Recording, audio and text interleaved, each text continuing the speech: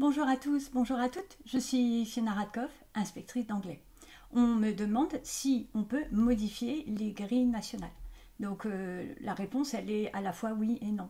Donc elle est non parce que ce sont des grilles nationales et à un niveau égal, c'est-à-dire à point score égal, tout le monde doit avoir la même note. Donc ça, vous ne pouvez pas modifier. En revanche, là où vous pouvez modifier, c'est le contenu des grilles elles-mêmes. Parce que les grilles ont été conçues pour pouvoir s'adapter à n'importe quel type de production écrite ou de compréhension écrite ou d'expression orale, etc. Donc ce n'est pas toujours pertinent pour l'évaluation que vous allez mettre en place avec les élèves. Donc il y a deux choses.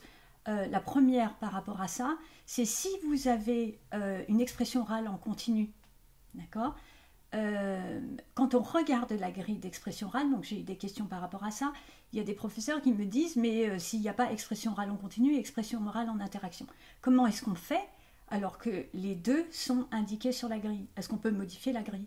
Donc la réponse est oui. En fait, vous fusionnez B2, c'est 10 points pour l'expression orale en continu, c'est 10 points pour l'expression orale en interaction. Et donc, si vous ne faites que une expression orale en continu, par exemple, et ben vous comptez 20 points pour B2. Voilà, donc vous fusionnez l'expression orale en continu et l'expression orale en interaction. Donc vous voyez, vous avez modifié un peu la grille. Mais également, sur le plan du contenu, les critères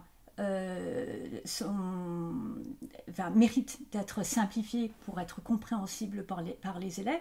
Et donc c'est intéressant de relever les mots-clés à l'intérieur de la grille qui sont pertinents par rapport à l'évaluation que vous donnez.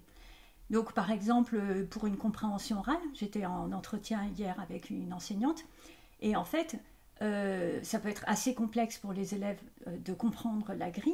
Et donc si on prend la colonne de droite, eh bien par exemple, on voit, vous pouvez juste mettre au niveau le plus simple, eh bien en fait l'élève a juste noté la date, par exemple la date, le titre. Le degré au-dessus, pour avoir 3 points score, eh bien en fait il a relevé quelques éléments, par exemple la nature du document. Au-dessus, pour 5 points score, il donne le point de vue, les souhaits des personnages ou des locuteurs. Pour avoir 10 points score, quelles sont les intentions des locuteurs. Au-dessus, pour 20 points score, ce serait la tonalité des propos, les relations entre les locuteurs. Évidemment, ça dépend des documents que le professeur va donner. Et puis 30 points score, c'est l'identification des nuances fines, des points de vue, des intentions, etc. Voilà, donc vous voyez, si vous avez vu les webinaires dans lesquels on a évalué des copies d'élèves en compréhension orale, en compréhension écrite, en expression écrite, on a repris la grille, mais en fait on a surligné les mots-clés pour faciliter la compréhension également.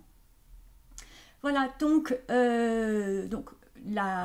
juste un dernier point, n'oubliez pas que vous pouvez mettre des points score intermédiaires, c'est-à-dire quand on regarde la grille en compréhension orale, eh bien en fait on a 1, 3, 5, 10, 20, 30, mais l'élève peut avoir plus ou moins A2, plus ou moins B1, etc.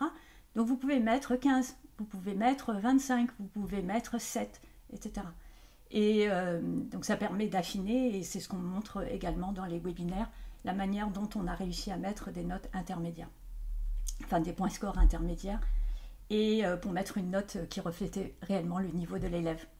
Voilà, je vous souhaite à tous et à toutes une excellente continuation, et à bientôt. Au revoir.